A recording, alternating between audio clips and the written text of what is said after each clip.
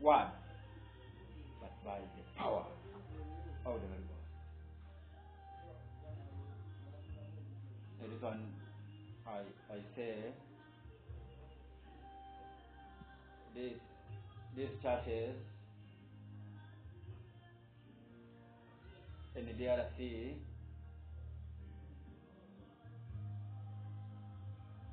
that are yet to be burned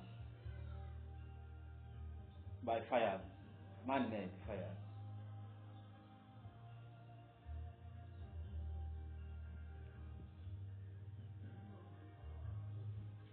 Require intervention of all intercessors all over the world.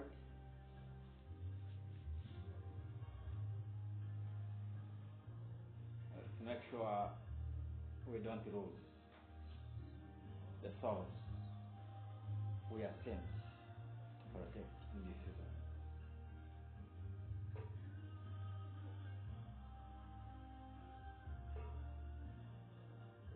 Namugongo,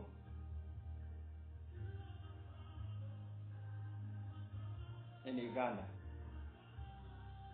people perished,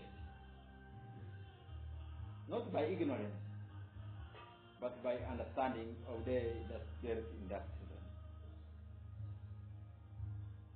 They never banned mad people. They never banned people who never knew God.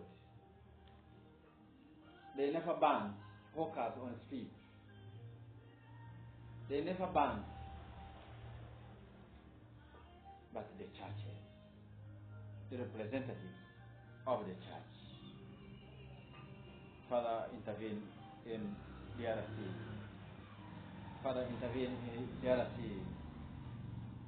and save them this fire. And save them this fire. And save them this fire on the Catholic churches. 3 of them. Father, save the 3. Save the 3. Save the 3 churches.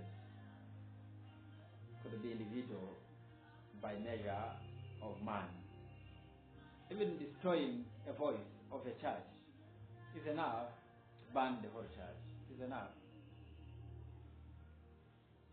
These spoken words of wisdom carry both interpretations. Churches in the DRC to be banned with double N. And these churches in DRC to be burned on fire. But same voice. Father, separate the two. Father, separate the two. That after the burning of these 3 churches, the government will ban churches from operating in DRC. Everyone we must pray. Father, we thank you for making it clear to all whose hearts, whose images were designed to intercede for others. They need your call. They need your hand. They need your stand. If you can, they need your knees as an answer, says the Lord. Father, I thank you for this message. Father, I thank you. Father, I thank you for, I know, where church is mentioned, you look at individuals, the souls involved. Father, separate them from this fire, looking at the few saves, the few, not looking at the errors involved. Look at the few saves they have contributed to your kingdom. Father, I thank you. Eastern DRC, natural fires, on churches, on churches.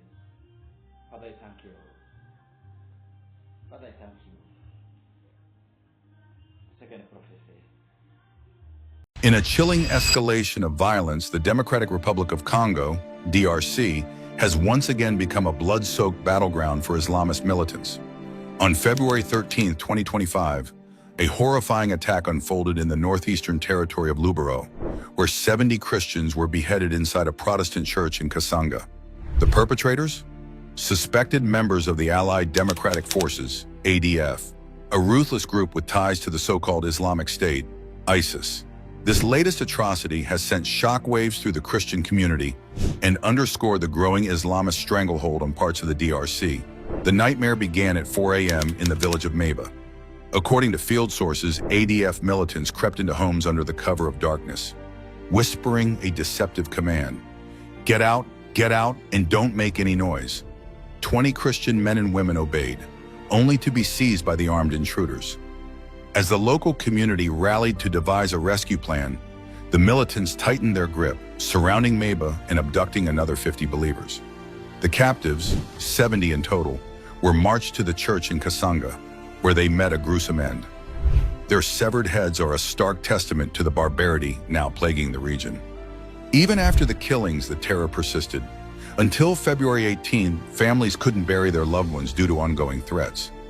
Many Christians have since fled, joining the swelling ranks of the displaced. This gruesome massacre, reported by field sources and local leaders, marks the latest chapter in a relentless campaign by the ADF to assert dominance in the DRC's volatile northeast. The group, which pledged allegiance to IS in 2019, has transformed from a shadowy Ugandan insurgency into a formidable jihadist force, exploiting the region's instability to sow terror. The church in Kasanga, once a sanctuary, became a slaughterhouse, its walls bearing silent witness to the execution of believers whose only crime was their faith. The ADF's reign of terror is not new, but it's intensifying at an alarming rate. Since 2014, the group has ramped up its assaults, starting in Beni territory in North Kivu province. The violence has since spilled into Irumu and Mombasa in Ituri province, and now Lubero is in its crosshairs. In the past month alone, the ADF has slaughtered over 200 people in Baswaga chiefdom, according to local reports. This relentless campaign has propelled the DRC 6 spots up the World Watch list, landing at number 35. In 2024, 355 Christians were killed for their faith, up from 261 the year prior, while an estimated 10,000 were uprooted, a tenfold increase from 2023. The numbers tell a story of devastation: looted and torched homes, shuttered schools, abandoned villages, and a healthcare system in collapse. Adding fuel to the fire, the M23 rebel group, allegedly backed by Rwanda, has exploited the chaos, further endangering Christians caught in the crossfire. The ADF's vision is clear: to carve out a proto-state governed by Sharia law, with eastern DRC as its battleground. As Congolese forces struggle to contain the threat and regional tensions with neighbors like Rwanda flare, the Islamist grip tightens. With ISIS's ideological backing, the group has morphed from a local insurgency into a sophisticated terror network, leaving a trail of bodies in broken communities. For the DRC's Christians, each day brings fresh fear of abduction, execution, or displacement. As the world watches, the question looms: how much longer can this beleaguered nation withstand the Islamist onslaught? For now, the faithful flee, the dead wait for burial, and the ADF's shadow grows darker over the Congo.